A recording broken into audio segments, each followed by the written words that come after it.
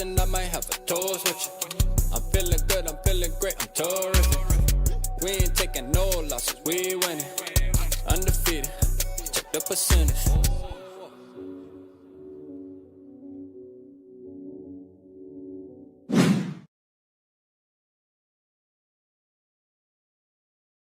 Yo, what is going on, everybody? Shout out everybody in the building. Appreciate y'all tapping in. Tonight is a special night because I got my brother with me tonight, man. My boy, Realistic Randy. We're going to talk some Minnesota Vikings. We're going to talk about the obvious. We're going to talk about what we expect. Which moves do the Vikings need to make sure that we're competitive for the 2026 season? Because although it may seem far away, man, you know how fast time flies, and we here for it, man. Without further ado, man, let's bring up the GOAT, man. Let's go, my guy. Let's go, Randy. What's good, bro? Hey, man, time is flying. And you're right. Before you know it, all of a sudden, we're looking at OTAs, mini camp, training camp, what have you, after all the off-season moves that are made. But yeah, right now, I mean, we're a month away from the start of the new league year. Talked about that in my video earlier today, but yeah, time is flying. Things are gonna happen. I think Kwesi's pissed. Kwesi's pissed. Who cares if he's pissed? I Yeah. think the Wolf brothers are pissed and they want to see some results, man, because it's hard to ignore all the success that other head coaches are having almost immediately. Look at Seattle, look at Ben Johnson with the Chicago Bears, look at Mike Vrabel with the Patriots. And meanwhile, you got Mike McDaniel, who I'm pretty confident he was in the same cycle as Kevin O'Connell. He got fired. So you got to start showing something at some point. And I think in the case of KOC, that some point is 2026. I'm surprised he actually didn't get fired along with Kwesi, but we here, man, talking Vikings. Let's go, man. Hey, look, I remember the last show we did together, bro. Like, I remember walking away from that. And me and you talked back behind the scenes too, where we're like, after the show backstage, and we're like, yo, that shit was lit, bro. Like, and I see people now like just saying how we're such a good duo, bro. And I just, obviously when I get my boy Realistic Randy on, man, we always talking that talk the right way. So I always walk away from the show saying, damn, but we did that, man. And we talked about a lot of things that need to be talked about, and how we talk about the things. I think it brings something to the community, man, that you don't see, not a knock to anybody else, but you just don't hear it this type of way sometimes, man. The way we just kind of call it for what the hell it is, bro. Like, for real, man. It got to be done, And Kwesi, bro, going back to Kwesi, and I know it's funny. This goes back to the Purple Parlor. Shout out Purple Parlor, man. Don't worry. We waiting on our boy. We feel like we can't do it without all three of us, man. So we waiting on our boy to bounce back. But once SK tap back in, we might get that popping again here soon. But like, we touched on the Kwesi thing a ton, bro. Like, where it's like, I mean, should he be the GM, bro? Like, I don't know. We've been touching on it, and I want to ask you, Randy, were you surprised, bro, when you saw the news? Just because I was, even though we've talked about it and said, hey, this dude can get fired and it is what it is. I don't think I felt like it was going to happen when it happened. You know what I'm saying? And how it happened. Because he was just at the Senior Bowl, bro, like looking at players and shit. I know, that's crazy. No, I mean, I was definitely surprised that he was fired because of the timing. Like, when all the firings of GMs and head coaches were going down, I said, oh, Kwesi made it. He's at the Senior Bowl. He's scouting players. And then the news just dropped out of nowhere. My wife actually had to tell me. She notified me. She said, hey, who's Kwesi Adolfo Mensa? And I was like, oh, that's the Vikings GM. Yeah, he got fired. I said, what? Yeah. And I ran upstairs. I said, all right, I got to put my reaction down on it. Just because he should have been fired. Yeah. But after the time had passed, when everyone else got fired, I said, oh, okay, we're going into 2026. Same regime. It's going to be more of the same, whatever. But I was very shocked by his firing, for sure. Yeah. No, it was at the time. The timing was crazy, bro. Like, I was like, yo, what in the world are we doing? But a part of me felt good about it because I felt like, all right, the Wilfs, however it went down, right? Like, part of me feels like Kevin O'Connell's the cheese eater in the building. You know, I've stated that here in the past, where I'm saying, you know, I think Kevin O'Connell kind of went to the Wilfs and said, "Man, look, man, I have a vision. He's holding me back. It's going to be hard for us to move forward together, and a decision needs to be made." And I really believe he's the reason, to be honest with you. Now, it could be B-Flow too. You know, it could be another case with B-Flow where B-Flow said, "Hey, I don't mind coming back being the defensive coordinator, but me and this guy can't work together." You know what I'm saying? So it just seems like that type of situation, in my opinion, just because how it happened. It's like, bro, like you said, after everything was put behind us as far as other firings around the league happened, it seemed like, all right, everybody was sit pat at that point. And then all of a sudden, boom, out of nowhere, it's just like, yo, something just seems like it was said within like 48 hours or 24 hours of him being at the Senior Bowl. Like, while he was down in Alabama, B-Flow and Kevin O'Connell and the Wilfs were up at TCO, like having dinner and fucking talk. This is our chance to get this motherfucker out of here. Yeah, no, I mean, like, so I guess for me, the tension that was reported with everything, and then how Sam Darnold ended up winning the Super Bowl, everything just came together to where it's like, I think the Wolves just got pissed off. So maybe KOC and Brian Flores were also part of it. I have no idea. But that is a funny illustration of what could have possibly happened, where Quasi's at the Senior Bowl and KOC and Brian Flores are like, all right, this is our big chance. Let's meet up with the Wolf brothers, say our piece, whatever. I have no idea what happened, but at some point, the Vikings had to do something, because this is just unacceptable. We got sold a bill of goods where it's culture. We're going to say hi to Brian O'Neill in the hallway and not ignore him as we pass him in the hallway, and everything's going to be good. Collaboration, and the results just have not worked out. Whether you're talking about how far they've been able to get in a season, and I'm not talking about 13, 14 wins, I'm talking about playoffs, because that's all that we're interested in, is trying to get closer and closer to get a championship. But it just, whether it's the analytics, the collaboration, whatever, the reported tension plus the results or lack of results that the Vikings have put up in 4 years, add on top of that, the quarterback that you ultimately let go ended up winning a Super Bowl, even though he was more of a game manager in that game. Yeah. I mean, but also it just shows you that when you draft well, the Seahawks have drafted excellently. They have talent on top of talent. And because we lack in that area, among other things, it's like, come on. We can't keep doing this, holding hands and everything's great. And I love the Vikings and purple, SKOL chant, all that good stuff. You got to play football. There was clearly a disconnect. And I think another thing I'm going to add is, and I can't believe I haven't mentioned this before when all this went down, is that everyone at TCO Performance Center, they're in a cocoon. They love to just be ignored and not even talked about. Now, in the aftermath of Sam Darnold winning a Super Bowl, everybody's coming after the Vikings. I'm talking about national media, ESPN, Colin Cowherd, because you know he loves Sam Darnold, but everybody's going after the Vikings when they normally wouldn't talk about the Vikings. And I think that makes the Wolf brothers super uncomfortable. That it's like, all right, we got to get our shit together. Clearly, we haven't done it enough, but now I think the pressure is mounting that 2026, get to the NFC Championship game, man.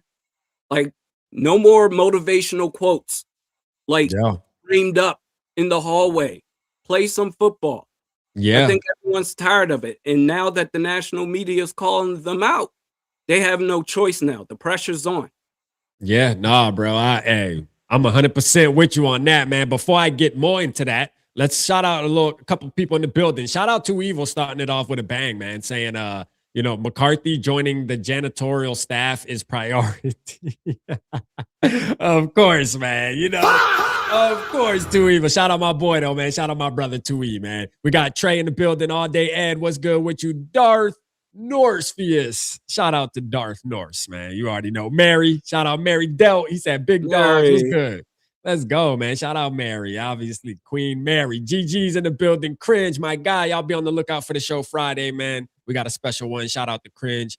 We have, let me not miss nobody. Hippie. What's good, Jackson? I see you, man. Shout out everybody. Y'all make sure you hit the like button. Jade, hit the like button so we can get our people in the building. We got a good amount of people already in the building, but hit the like button so it gets an algorithm so they can come get this work, man. You know, hey, this Minnesota Vikings talk. I want to talk about this, Randy, when it comes to like Kwesi getting fired because the Sam Darnold and the JJ McCarthy thing, because like, here's the deal. It felt like when it first happened, right, there was this whole narrative at the beginning, like within the first 24 hours where it was, hey, Kevin O'Connell really wasn't on the JJ McCarthy train. Like that really wasn't his, you know, what he wanted to do. And they made it seem, which I don't believe this, but they tried to make it seem at first as if, you know, Kwesi was just like, hey, I don't care if this really isn't your guy.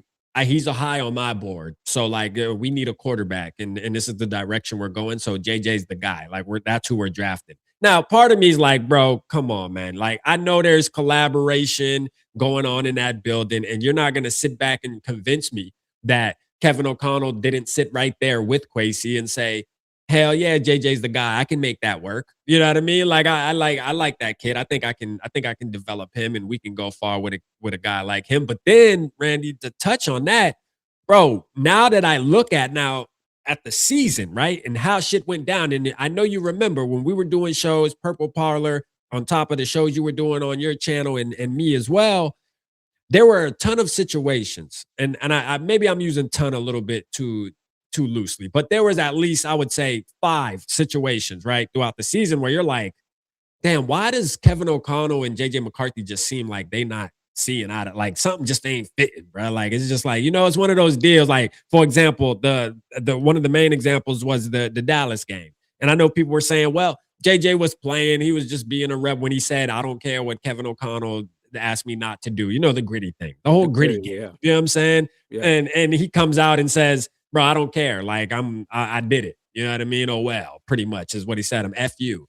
And then, you know, you talk about the developmental thing when Kevin O'Connell would have these press conferences and say, well, he still needs to work on his fundamentals and things like this, like kind of throwing him under the bus. And we were all doing videos saying, damn, like KOC kind of throwing his young quarterback under the bus. And then you also look at the big scheme and you're like, it doesn't feel like Kevin O'Connell really put him in the right situation to be successful, first of all. So when you look at it, like when the grand scheme of things, it's like, did he just try to throw him out there to look bad? Like, hey, you know what? You wanted to get like Kwesi, you wanted to get JJ McCarthy. I tried to tell you we should have kept Sam Darnold. I'm telling you, this kid ain't ready. Watch this. Threw him out there and made him try to drop back 50 fucking times. You know what I'm saying? Like, I don't know. And this could all be conspiracy and thinking too deep into it. But I don't know. It's seeming to align a little more now that all of this extra stuff has transpired, especially with the Kwesi fire, bro. Well, I've learned from last year after Diana Rossini reported on the whole Aaron Rodgers possibly to the Vikings scenario that when we all heard that, we were saying, come on, what are you talking about? But she is good at what she does. So I've learned to accept the fact that whatever she says, whatever, especially her and Alec Lewis together, because that came, I believe, from them. Yeah. Alec Lewis and Diana Rossini, the pushback, the difference of opinion in what they should have done at quarterback. Mm-hmm. That, I mean, it makes sense that the way that it has gone, as you put it, that clearly there was an issue between KOC and JJ McCarthy, that even the little stuff like doing the gritty just ticked KOC off. So it actually makes sense. I'd like to know exactly what happened, because apparently based off of the reporting, there were multiple people within the front office that were some against Quasi and maybe some as far as group versus group. I would Mhm. love to know more specifics about that. But yeah, it seemed like based off of the reporting, which I'm going to trust because I doubted the reporting last year with Aaron Rodgers, and that turned out to be true.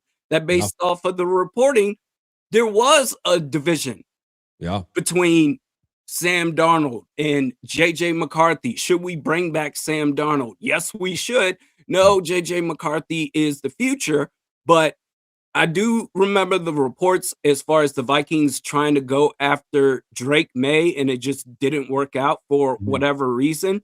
So, based off of all of that, it sounded like even though KOC was against JJ McCarthy, that Quasi ended up settling for JJ McCarthy after failing to get Drake May. And now we see what happened, Yeah. the results of it all. It seems like, you know, with the Drake May thing, as Vikings fans, we sit back and it could easily be that the Patriots just said F you, no matter what, right? But also on the other hand, I think about it like Kevin O'Connell could have asked Quasi, hey, bro, I really need you to try to do whatever we can do to get up there so we can get Drake May. He's the guy I want. He's the guy that we need to carry this franchise. He's the quarterback that we need in Minnesota. And Quasi could have gave some pushback. Oh man, 3 first-round picks? Nah, it's a little too steep. You know what I mean? Like, just didn't even try, didn't even put in the effort maybe to even make the call. You know, that could be the case as well. And again, this is all speculation. And then also it goes back to the Sam Darnold thing where Kevin O'Connell could have asked Quasi, like, hey, we kind of really need to let's give them a little more, let's commit a little more to them. We just won 14 games. We were in the fight to be the number 1 seed in the NFC North, in the NFC. Shit, let's give him what he needs, bro. What are they offering him? Let's give him one better. And Quasi could have been like, well, I don't know if I want it. Cause I feel like Quasi, bro, is cheap, dog. I'm gonna be honest with you. I feel like he's cheap. I felt like he tried the bargain bin shop and shit and try to look for these quote unquote deals. And sometimes, man, you just got to invest the money. Now, I'll say this. I still was on board with we need to move forward with JJ McCarthy.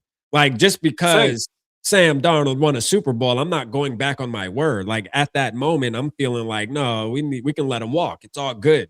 But now we see, right? Like, you can win a Super Bowl with a Sam Darnold. If that's the question that anybody had, the question has now been answered. But it's deeper than Sam Darnold by himself, as you touched on earlier, bro. It's like it goes down to the drafting. And I've been beating this drum where I'm like, yo, the reason, because you got a lot of people online right now, it's annoying. Like, I'm talking nightcaps, like you said, Colin Cowherds, all these people talking, acting like we're the laughing stock. But the truth of the matter is this. Instead of, let's take Sam Darnold out of the equation for a minute. Why is it not okay to just say the fucking Seahawks are coached better than us? The Seahawks defense is better than ours. All right. They drafted better than us the past couple years to get to this level. Like, bro, if Sam Darnold was on the 2025 Minnesota Vikings, do you believe we were playing that game on Sunday? No, Because I don't. absolutely not. No, you know?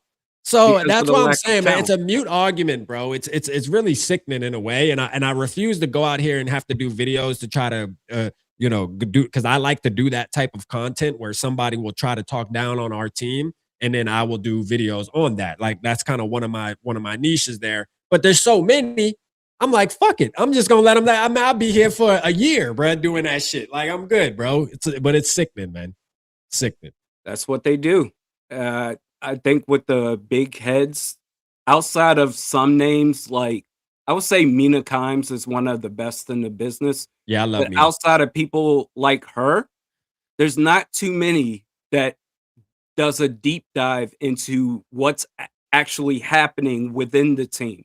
Yeah. Besides like local beat writers like Kevin Seifert or Alec Lewis that does deep dives all the time on the Minnesota Vikings. So they just give out hot takes without knowing what it is that they're talking about. I saw Stephen A going on a rant saying the Vikings look like idiots. How could you let Sam Darnold go? And I'm like, Did you watch the game? Like, did you No, not actually only watch did he the watch the game? game, bro, not only did he watch the game, Randy, did he watch himself last year talk about the Vikings when Oh, Sam yeah? Darnold was on the team? I Yeah. mean, did he go back and listen to the sound bit that he said out of his own mouth? Bro, that's the crazy part. Is last year you were telling us, bro, it's Sam Darnold, this, that, and the third, man. Of course you should go with JJ McCarthy after this season. Why would you keep Sam Darnold? Now all of a sudden we're the stupidest team in the world. Come on, man. That's what I hate, man. Stop backpedaling, man. You know what I mean? Like, you can't just we ain't forget about that. That's what they do, man. That's what they do. And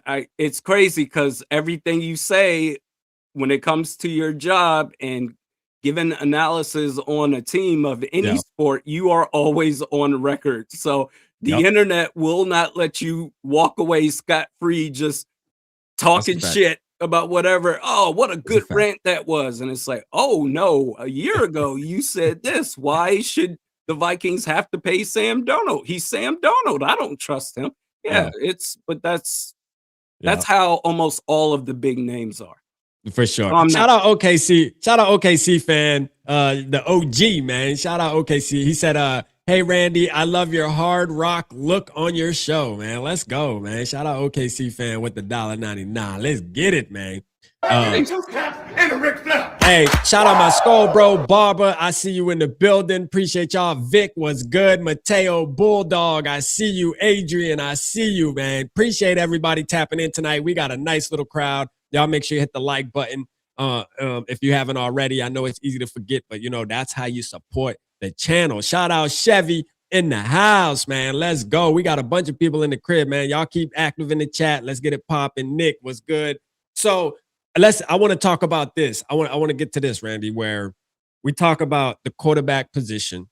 And we know that right now, unfortunately, right? Like I hate that we're here, bro, but we're here once a fucking again, man. Once again, going into a new season, and yet there's the uncertainty. Like almost like it's been for the past, I don't know, because even when Kirk Cousins was on this team, I don't care. I still feel like it was uncertain. You know what I'm saying? I'm just being honest with you, just because I wasn't with it. So even now, right now, we're the center of should we get this guy, that guy in the third, man?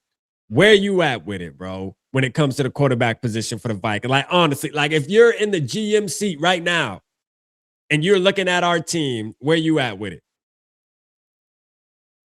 What I personally want or what I think is going to happen. Like, no, like what would you do? Like you're the GM right now. Where do you think the best and keep this in mind, Randy? We got everybody in the building tonight. They're all dependent on us to rebuild this franchise. Not fully rebuild, but at least make a couple moves for this season, going into this season that will make us competitive and actually give us hope that we can make a run to at least the NFC Championship game. Like you said, I think nothing less than a Super Bowl. KOC got to get the fuck out, but that's me. You know, we'll get to that. But like at the quarterback, the most important position, let's just focus on the quarterback right now. What would you do? You're the GM right now, man. You got free will to do whatever the hell you want, you know, as long as the player's available. Try to keep it realistic as possible. I talked about this earlier today. If I were the GM, I'm looking at Daniel Jones or Aaron Rodgers, because assuming that this is the year that the leadership needs to step up and show some actual results, you already let go of Sam Darnold and you're getting chastised for that, which I still stand by that. No, because if Sam Darnold returned, it would have been the same as it has always been, whether it's with Sam Darnold or with Kirk Cousins. You get to the playoffs and you're one and done. I would love Joe Burrow, quite honestly, but I feel like there's so much risk there that it would set you back even more than what you have already set yourself back to under Kwesi Adolfo-Mensah's leadership. So for me, honestly, to do the best with what you can, because draft picks have been so terrible that now that you're going to have someone else calling the shots on those draft picks, it's very important to maintain those picks. And trying to trade for Joe Burrow, while it's sexy, it would be great content for us. You're going to have to give up infinite number of first round picks, maybe even then some on top of that, that it's just I just think there's too much risk behind that move. But minimizing that risk, I think Daniel Jones under KOC could work out good. And I feel pretty confident that Aaron Rodgers with KOC would do very well because Aaron Oh, Rodgers, the thing about him, man. the thing I get it. The thing about Aaron Rodgers is when Kevin O'Connell, you know how he tends to call dumbass plays. Yeah. When Kevin O'Connell wants to do goofy stuff, Aaron Rodgers is the one quarterback still in this league, I believe, and even Joe Burrow, Yeah. that would be like, that's stupid. Hey, we're doing this play instead. Yeah. You got a point there. You do have a point. So I think it's between, I would go between Daniel Jones and Aaron Rodgers. Now, let me ask you this, Randy. Now, are you saying Daniel Jones and Aaron Rodgers on pretty much saying like, because they're going to come in and be the starter right away? Like, so you've Yes. seen enough of JJ McCarthy. He needs to kind of sit back and take a back seat for a minute. And we're bringing in somebody that can start at that point. So first, it depends on KOC and how he feels about JJ McCarthy. There's going to be, however he feels, there's going to be no pushback against him this time. Now that Kwesi is gone. Yeah. That said, in the case of Daniel Jones, I think he's in a position where he does need to prove himself. Yeah. After the injury. So now, unless he is getting competitive offers to be the outright starter for another team, I think the Colts are going to throw him a bag, bro. I mean, they were playing good, bro. Like, why would they let him walk? I mean, what would the Colts do at that point? Like, I mean, that's true. I would still make a play for Daniel Jones. I agree with your take, though. I see your vision for sure. As best as I could. Yeah. But if not, if he ends up returning to Indianapolis, because you're right, the Colts, without Daniel Jones, they are screwed. They got Anthony Richardson. No, they don't. But that's what I'm saying. Like, Daniel Jones is the quarterback of the Colts, honestly. Like at this moment. But he signed a 1-year deal. He said he's going to be a free agent. That could be. I mean, that also could be a landing spot for somebody like a Mac Jones as well. You know, a Kyler Murray, because there are quarterbacks. I mean, a Joe Burrow. You never know. Shit, maybe the Colts got capital to give. Maybe they might trade the farm and say, "Fuck it, we'll give up three firsts for Joe Burrow." You know, like, you never know. You know, so I think the goal, if the goal is you need to show progress in your postseason performance, yeah. Like those draft picks, you got to hang on to them. Yeah. And draft effectively and boost up the talent on the roster with the talent that they already have. Yeah. I think trying to give up those draft picks is just going to be too much. But I think the reason that Daniel Jones didn't even entertain the Vikings in the first place last offseason is because he knew he was going to get the starting job with the Colts. Yeah. So you bring up a good point that whether it's Daniel Jones or Aaron Rodgers, whoever it is, there is no competition. Like the guy that we bring in, that's the starter. That's the starter. And you're shopping for a starter.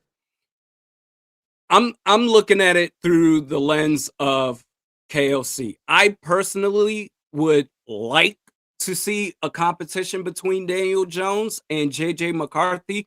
Yeah. But I know that Daniel Jones will not come in for competition because he knows he's good at Indianapolis. Yep. Yeah, he played well enough this past season in those 6-7 weeks or 8 weeks, whatever. He played well enough to where now he has the leverage in his court now, where he can say, "Man, you seen what I did. If I didn't get injured, we could have been making a Super Bowl run, honestly. Like if he didn't get hurt, man, they were hitting on all cylinders." And I was funny because I was talking about how that would have been the fucking worst Super Bowl ever. That would have been worst case scenario for the Minnesota Vikings, would have been Daniel Jones facing off against Sam Darnold. Like that. I mean, it couldn't have got any worse than that, bro. You got both of the quarterbacks that were in your building just a couple months before, and now all of a sudden they're playing against each other in the Super Bowl, bro, and both had good seasons, which Sam Darnold didn't have a great season, but it just, again, it goes back to, can you win with a quarterback like Sam Darnold? Yeah. This goes back to people. I've even seen people talking about this. I'm glad you didn't mention this guy's name. Shout out my SKOL bro right here, where he said Kirk Cousins. He said, did you hear Jared Allen shoot down the Kirk Cousins rumors on K Adams? And I did, and I want to do a video on that. But since we're live tonight with Realistic Randy, we just touch on it tonight. Kirk Cousins is obviously a no-go for me, man. I just don't see, if you do that move, man, to me, I feel like you're just throwing the season away and saying you're really spitting in all of our face as Vikings fans, bro. Like, you tried it already. You tried it with multiple different rosters, with 2 different coaches, 2 different GMs. I mean, bro, what else do you need to see, man? Like, you feel me? Why do people believe Kirk Cousins can come in here? And then, bro, I just don't. To me, it's a no-go around the fucking board. There really is nothing that can make me say, yeah, I like that move, And I know people are trying to sell it on, well, he's coming in to be a backup. I don't trust KOC to make him a backup. I'm sorry. I feel like if Kirk comes in the building, KOC is going to push that guy to be the starter, man. Period. Because he knows how to talk the verbiage. It's going to come down to that. I'm telling you, man, I don't like it. No, too risky. I'm also a hard no on Kirk Cousins returning. Can you imagine the optics behind that if that were to happen? Whereas you couldn't wait to get rid of. Well, actually, no, they gave Kirk Cousins pass after pass after pass. He was with the Vikings for 6 years under 2 different regimes. Yeah. But it became clear that he's not the guy for this team long term. You made that decision by letting him walk away. Yeah. And we know how ineffective he is when it matters most in big games. We can talk about, once in a while he shows up in a primetime game. And that's I'm done with the low standards, man. I'm done with the, hey, we got double-digit wins and we made the playoffs or we won a playoff game. I'm done with that shit, man. I want to see this team get to the top of the National Football League. Yeah. Doing all of this like merry-go-round just to end up back with Kirk Cousins would be an utter disaster. That everybody should be fired on the spot. Hell, let the fans chime in on a live stream. Let us call plays then. Yeah. For Kirk Cousins in the 2026 season. That would be terrible. Bro, that move would be a fucking slap in the face. It would be a slap in the face for all Vikings fans across the board, man. I mean, that would just be like, and what's crazy is there will be some fans that will try to act as if they are excited about it. And you look at those fans like, and I'm not trying to say you're not real fans or anything like that. I never like to say that because I think we all Vikingism are the way we Vikingism. But it's just like, bro, how are you excited about that? Like, what about that get you excited to say, yeah, 2026 is our year. We got Kirk Cousins coming back. Did you not see how he looked with Atlanta? Like, come on. You saw how he looked with us. He's getting older. This man has no mobility at all. Matt, remember what we saw on Thursday night with Carson Wentz? That shit would be week in and week out with Kirk Cousins back there, bro. I'm telling you, that shit would be nasty, man. No, I'm all right on that, man. Yeah, hard pass. I want to ask you, though, about Kyler Murray, man. He's a name that's bouncing around, Randy, man. What's up with him? Have you been a fan of Kyler? Not really. The more they talk about it, bro, the more I'm kind of like, not so against it, bro. Honestly, am I wrong for that? That is classic media getting you hyped up. Like, yeah, you gotta trust your eyes, trust what you have seen. Like, the moment when you said, "Oh, not that the media is talking about him," I can see that can work out. No. Yeah. I've seen this man play. Don't get me wrong. He is a super talented player, and I think he could be a great player if he put more effort into himself and the fact that he's always hurt. He's missed damn near a season over the last 3 years. So I'm not the whole video game thing as well. He just seems like he's not serious about the sport of football. And plus the money that, filibuster for me real quick, because I'm gonna look up this contract. Yeah. No, This I got contract you. is crazy. Yeah. He said, peace out, weak blocking comments. Shout out Steven in the building, man. I don't know what Steven talking about. Shout out everybody in the building, man. Hey, look, I'm not against a Kyler, man. And I think like I'll say this. What I mean by I'm not against it is the more I look into it and the more I think about Kyler and kind of him and his coming up in the sport of football, he's always been a winner. We talk about this with JJ McCarthy about how, Kyler's a winner. I mean, JJ McCarthy's a winner, so on and so forth. Well, Kyler was the same way. I mean, Kyler was somebody who through high school, through Pee Wee football, through college, he won a lot of football games. Now, I know there's obviously money that's involved, and I want to, even though it's reality, I want to keep that kind of off the table at the moment and just say, if we could have Kyler, would we feel confident as Vikings fans saying, hey, he gives us a shot to make a run? I think he has the talent. I know he's small and he isn't the ideal guy that I would want, but again, if it was to happen, all I'm saying is I don't know if I would go to bed pissed, like as if we were to re-sign Kirk. If we re-sign Kirk, I'm crashing out. Like, period. I'm crashing, bro. Like I'm crashing. Like for real. I'm almost crashing talking about it, bro. Like for real. I'm crashing out. If you trade for Kyler Murray and that contract that he has, you virtually can't do anything else but select your drafted players. Just draft players, trade for Kyler Murray, do your cuts, whatever. Because according to Over the Cap, trading for Kyler Murray right now, the Vikings are already just over 40 million over the cap. Yeah. Trading for Kyler Murray 2026, they're looking at $82 million over the cap. So on top of everything you would have to do just to get under the cap, you can't make any other moves. You can't bring back Eric Wilson.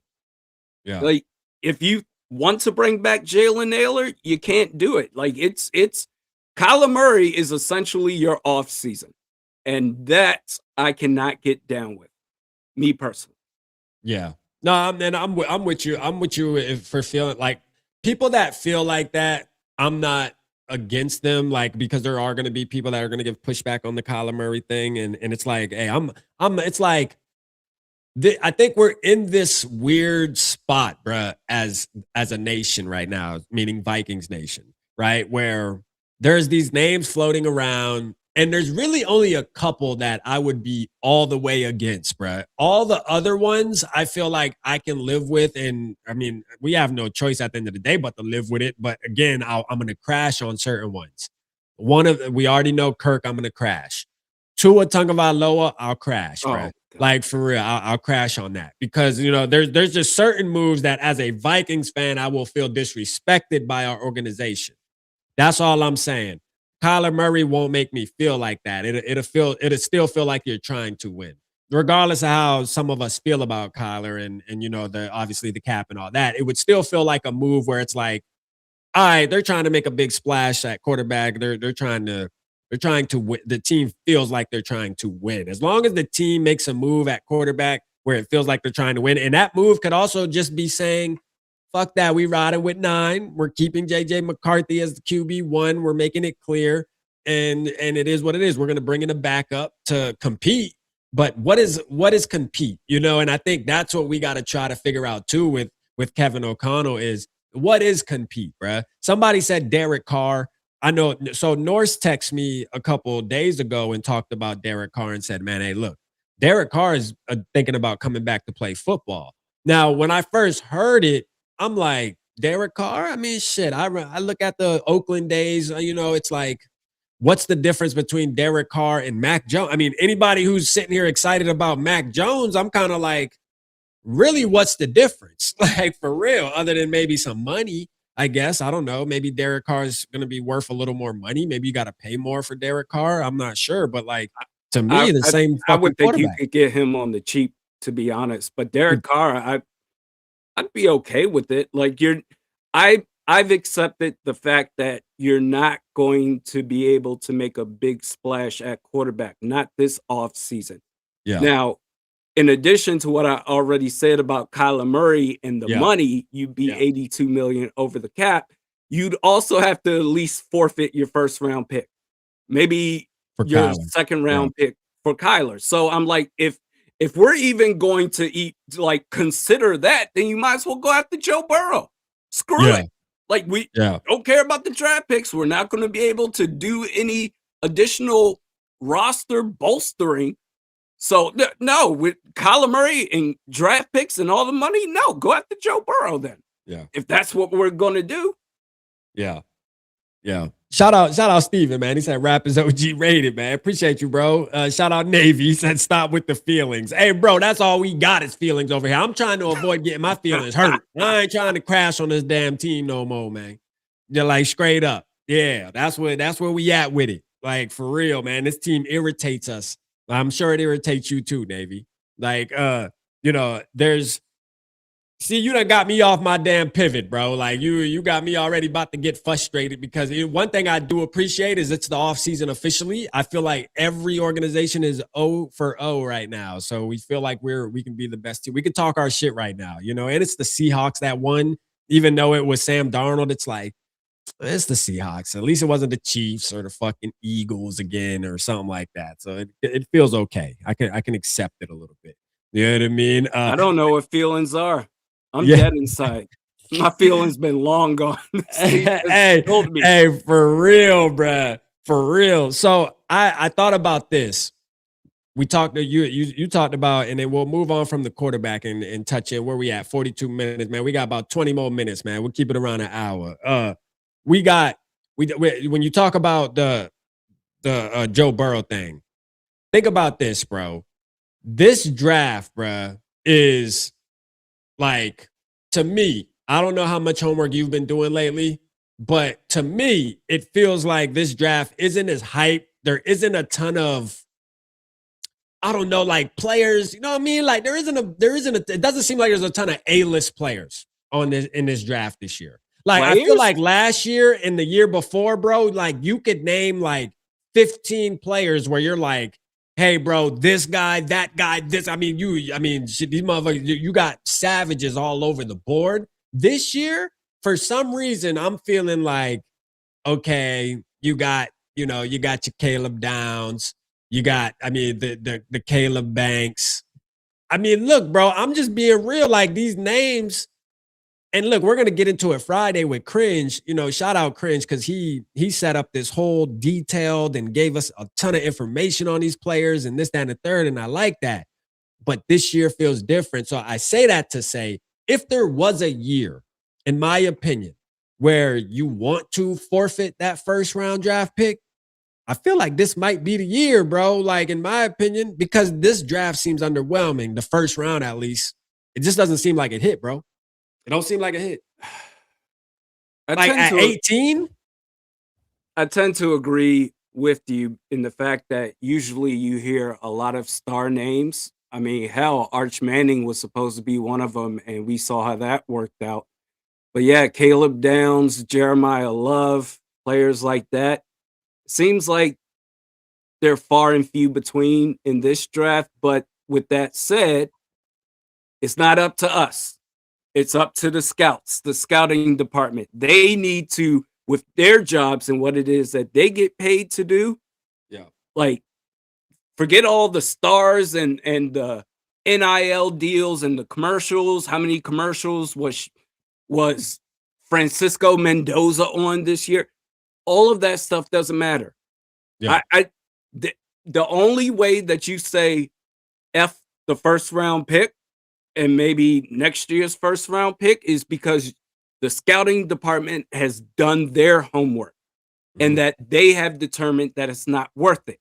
The risk with that is passing up on that first round, let's say going after Kyler Murray or Joe Burrow, whatever, goes back to 2022, where you basically gave up your first round pick for a bust. You didn't get a star player or a star quarterback out of it. You got a bust. Yeah. passing on guys like Jamison Williams and Kyle Hamilton and Jordan Davis. So you go that route where it's like, F that first round pick.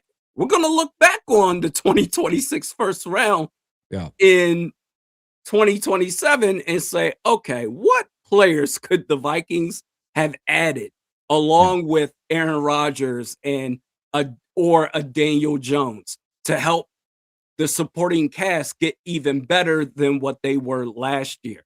Yeah. So that there's risk and reward. The Yeah. reward is you get a Joe Burrow who's injury prone. And then it's like, well, you get him, but you may be passing up on other talent that you could have paired with Daniel Jones or Aaron Rodgers. Yeah. So it's up to the scouting department. All the star stuff, I don't need that. I need good football players on this team. No, that's a fact. That's a fact. But I even feel like that draft, though, where you just named, Kyle Hamilton, Jordan Davis, like even that draft, bro, there was a plethora of players when we were doing mocks and stuff where you're like, yo, the first 15 players on this big board, everybody's big board, were like, bro, these dudes, you go watch their tape, you're like, yo, these dudes are fucking animals, bro.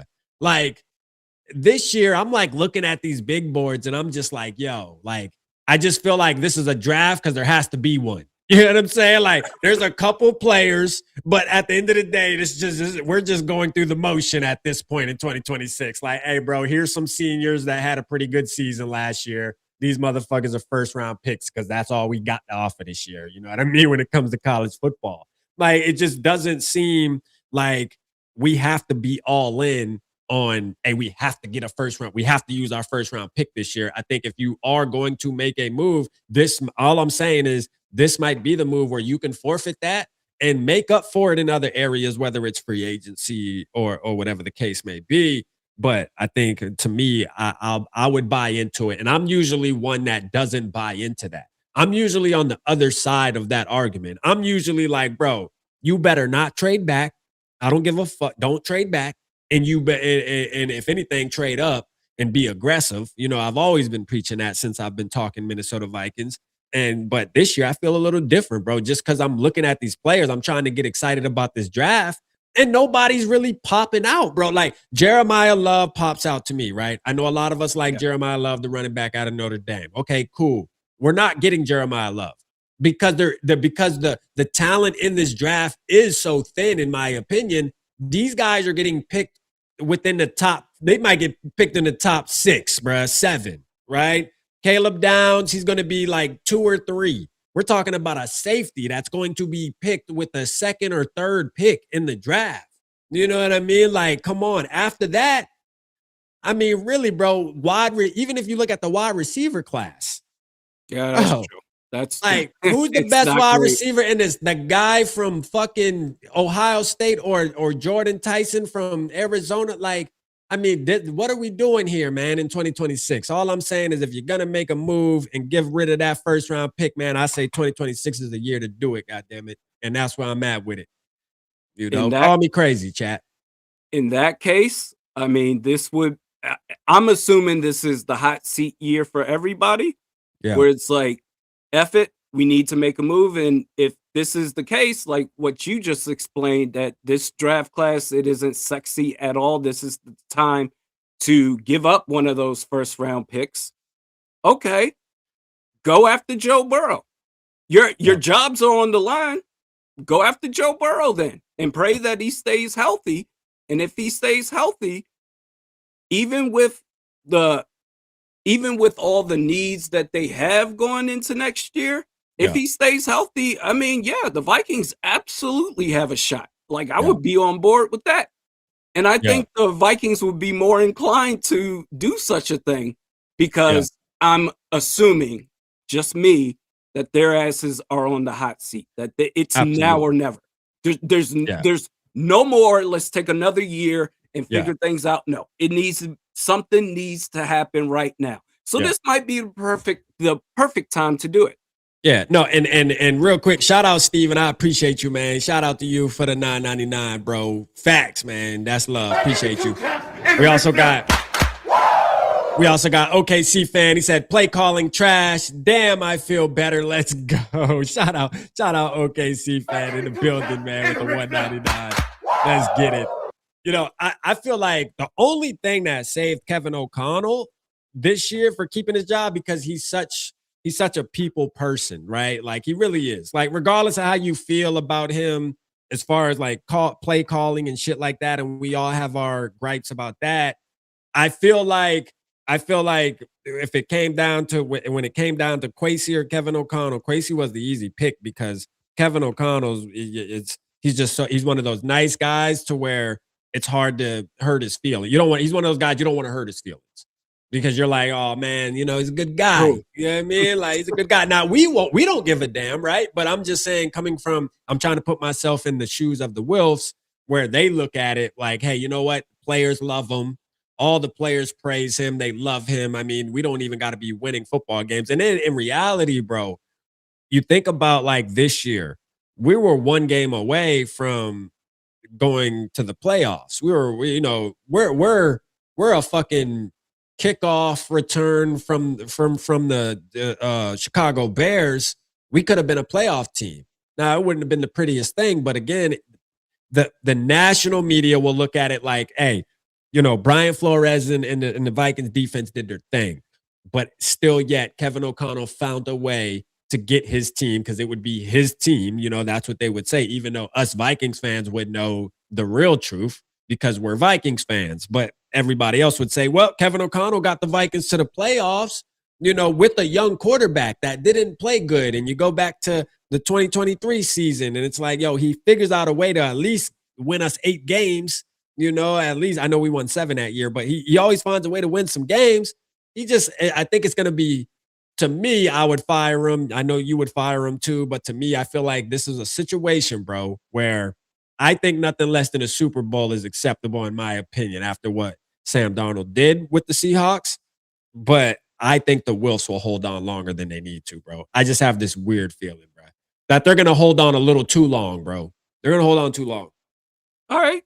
Then stop selling if you're the Wolf brothers. If that is the case, that they love KOC so much, I think the opposite. I think they want. You think they will? Okay. I think they totally would. Okay. Like, I think Kwesi was considered to be a nice guy, a very nice guy, and someone that you could get along with. They got rid of him, and KOC. I think the Wolves are done. They want to see some tangible evidence that this is the right crew to lead this organization to victory.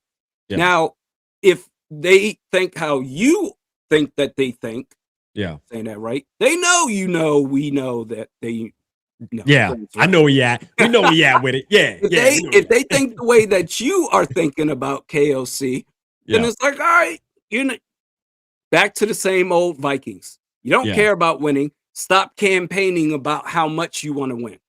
That's where I'm at. Because, like I said, I'm dead inside. I want to see this team win. Yeah. But if you're going to get in your own way time after time after time, it's like, what can I do? What can any of us do? This is just who they are. So I hope that they are on the side of we want to see something. Not on the side of we like KOC because he's a nice guy. Because that's I wouldn't even rage out anymore. Okay, this is the Vikings. Let's talk about it. Yeah, and I don't want it to be that way. That's just, obviously it's just my opinion. That's how I feel. That's the vibe I get from them, man, when you're talking about Kevin O'Connell. And it's because a lot of it has to do with outside noise too, though. When you're talking about what I mean by outside noise, Randy, is other executives. Because every time you hear somebody talk about Kevin O'Connell, bro, I mean, they're on his jockstrap. You know what I'm saying? Oh, he's the best speaker I've ever been around. Oh, man, the way he moves a room when he starts talking and shit, like people, he has a bunch of other people that sell him, right? Like, so it's one of those deals where, although he might not be performing the best and up to our standards as Vikings fans, what we expect, because there's so many guys in a high position that praise him so much because of whatever reason, he's the quarterback. I mean, they still say that, bro. Anytime they bring up Kevin O'Connell, right? even just yesterday, they're talking about how any quarterback can come to Minnesota. All these quarterbacks want to come to Minnesota. Everybody wants to come and be with Kevin O'Connell, right? And I'm like, bro, did y'all not see the position he put Carson Wentz in? Did you not see what he just did this year to his young quarterback? Like, really? Where are y'all getting this information from? So I don't know, bro. Well, I would say based off of what Sam Darnold did in 24, but also like Kirk Cousins looked great under KOC. He's looked really good among or under several head coaches, Kirk Cousins. But if the reports are true that KOC was forced to deal with JJ McCarthy, knowing that JJ McCarthy is not the quarterback for him and his coaching style, yeah, that would at least for me, that would explain why everything went off the rails in 2025. Because this is a quarterback that KOC did not reportedly identify as one of his type of quarterback. Yeah. No, I agree, man. I got one more topic before we get out of here, man. We'll keep it on out. Shout out Gary Yo. Shout out Gary Yo and shout out to Eva real quick. He said the Vikings need to build a team. They need to stop worrying about winning 7 to 9 games so that the fans can cheer for another meaningless year. And you know, that's kind of where we've been at for a long time. I feel like, man, as Vikings fans, it's like every once in a while we'll get this 13 wins, we'll get this 14 wins, this 11 wins, and we get excited and we feel like we're going in the right direction. And then the fucking following year, bro, every time, dog, like we get fucking kicked back. And it's like, yo, when are we going to catch some momentum? We need momentum. Like after you win 14 games, turn around and win 15. At least turn around and match it and win another 14 and be, you know, the Chiefs they did it year after year for like 6 years straight. You know, it's possible, man. It happens. And the Patriots did it. And I know these quarterbacks, people are talking, well, it was Patrick Mahomes and it's Tom Brady and the coaches and it's Andy Reid and it's Bill Belichick. Bro, I don't care. We need to get there. We need to find those guys. Then we need to get there. All right. That's where I'm at with it right now as a Vikings fan, bro. Like, I mean, I'm tired of accepting less just for us to sit here and go through this bullshit. Like we need to be pushing the line. One thing I love about our organization is I feel like they do listen to us fans. And, you know, I've said this 1,000 times is it's not that we make decisions if we get loud, but I do believe we move the needle more than the average fan base moves the needle for their organization. Because Minnesota, it's, you know, the whole Minnesota nice thing. And once they realize that the fans are frustrated and mad and we start complaining and it starts getting tweeted out in our media, I feel like they see it like, oh shit, like we gotta, you know, because they are in fear that we may go rogue on them and say, fuck that, we're not coming to the games and shit. You know what I'm saying? Which I doubt people would do that. But like, I feel, I always think that there's always that fear in the back of their head when we do what we do as far as being very vocal, man, on things that we want to change in this building. I mean, you talk about we were talking about the Kwesi thing, Randy, at the beginning of the show. I mean, think about how many fans were screaming, we need to fire this guy. This guy, it's unacceptable. We've went through this many drafts and we don't have no good players.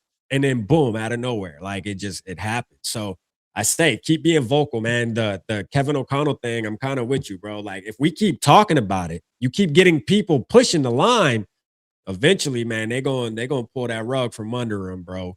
They definitely going to pull that rug from under him. I got a guy, man, Steve, and he wrote an article, and this is the last topic I really want us to touch on because I told him we would touch on it when I got you on here. And I'm going to do a video on it. And he writes for the Purple PTSD as well. And he wrote an article.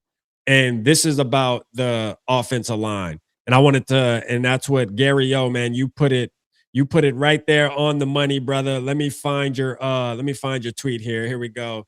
Because I think you said something about center. Yeah, finding a good center would be great. As far as the draft, because we aren't going to have a lot of cap, even with the increase, we need to draft a cornerback and safety. And I like that take, man. Shout out to you for that take. That's a great take. Well, Steven, or I keep calling him fucking Steven. I mean Steve, bro. He's probably like, yo, why rap calling me Steven, bro? I do not have that's two different names. My boy Steve, man, and I had him on last week or the week before. he wrote an article about Blake Brandel, Randy, and I know we touched on this during the Purple Parlor shows maybe a couple times, especially when he was starting.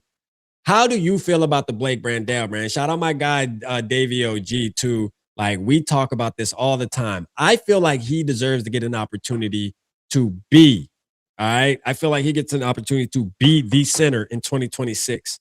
I mean, is that a crazy take? Have you seen No. enough? No, it's not a crazy take at all, especially if you're unable to address the center position in the draft, then you have to go to the backup plan. I think Blake Brandel as a center would be a good backup plan. Now, what would the results be? I've seen enough of him to know that he's a 50-50 guy. Like Yeah, some games he looks good and other games he just gets absolutely bulldozed over and he whiffs on the hand chop movements from the edge rushers, but I think there's enough good there that I think that's a good safe option in the event that you're unable to draft a quality center. I don't think that's a crazy take at all. yeah. I mean, and he wrote a great article on it because this is one of those deals where, first of all, we all know the Kelly situation doesn't look good. It doesn't. It He's going to doesn't. get cut. Yeah, it just doesn't seem like we're going in the right direction with him. It just, again, another Quasi botch. Whether whoever we got to put it on Quasi. I mean, shit, he got to take the brunt of this shit. But again, botch. But not only just that with his play. I mean, his health is on the line, bro. Like your future is on the line, man. You know, like it's time to hang it up. Blake Brandel, to me, showed enough where the Vikings don't have to go into this offseason stressing about a center when they have one on the roster. Now, it's all about how Blake Brandel also feels about getting thrusted in there. You know, the team coming to him and saying, hey, broski, you're going to be the starting center now. You know what I'm saying? Like, I know you came in as a tackle, we moved you to guard, but guess what? Now we're going to make you the center all of a sudden. Is he okay with it? I know that plays a part too, but man, I wanted to end it on that, bro. I just think, like, as Vikings fans, let's not think too hard on the center because I think we got a stud, a hidden gem on our roster at the moment, man. Blake Brandel, and I'm going to keep pounding the table for that. Honestly. My only concern, though, if we want to have a concern, is that Blake Brandel is 6'6". So Yeah. the idea of having a super tall center, Yeah. like snapping the ball to the quarterback and the quarterback being directly behind that Yeah. 6'6" center, that's the only thing where it's like, okay, how are you going to navigate between that? Because typically centers, and I mean, Jason Kelsey is a prime example of that. The opposite is Garrett Bradbury, who absolutely stinks, Yeah. stunk it up during the Super Bowl against Seattle. Yeah. Is that you want to have a center that's not in the way of the vision of the quarterback. So otherwise, unless the quarterback is 6'7", 6'8", he's going to have to bounce outside real quick and then survey the field. But Yeah. possibly he could make it work. That's the only concern that I would have. That said, Yeah.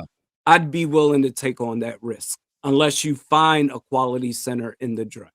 And bro, when I think about this draft again, I can't even fathom that there's some stud center. I can't even fathom that there's a stud wide receiver in this fucking draft.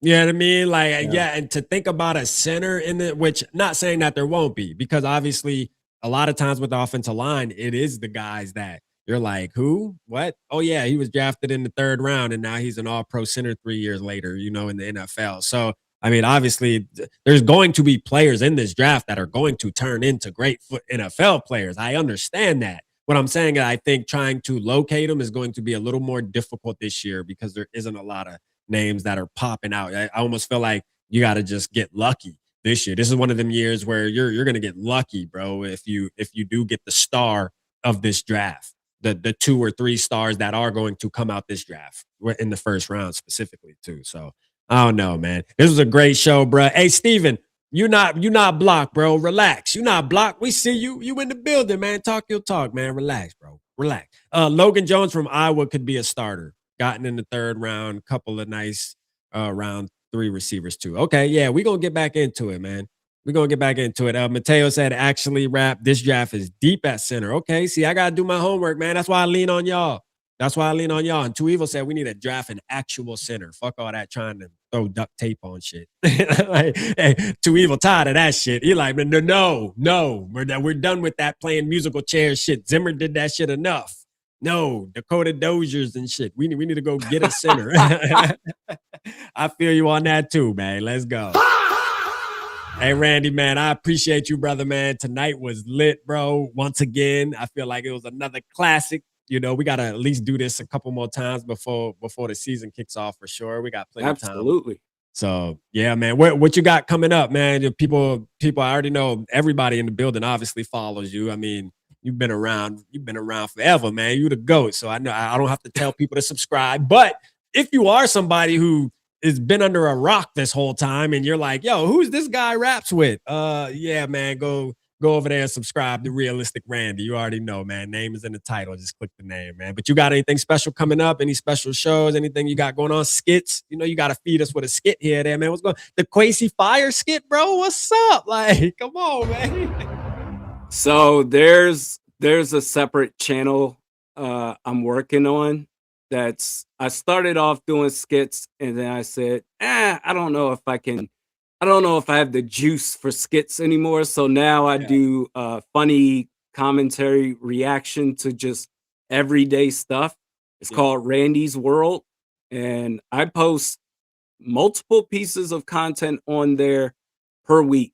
And it's now starting to shift toward the short section instead of the long form video. But that's what I've been doing on the side, Randy's World. Yeah. Okay.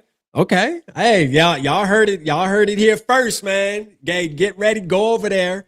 Tap in. You already know what time it is, man. Go over there, show some love. Hey, I appreciate you, Randy, man. And we definitely gonna link up again. With that being said, Vikings are going 17-0. Where Mr. I want to mark at, man? 17-0 in 2026. Yeah, you know, let's. Yeah.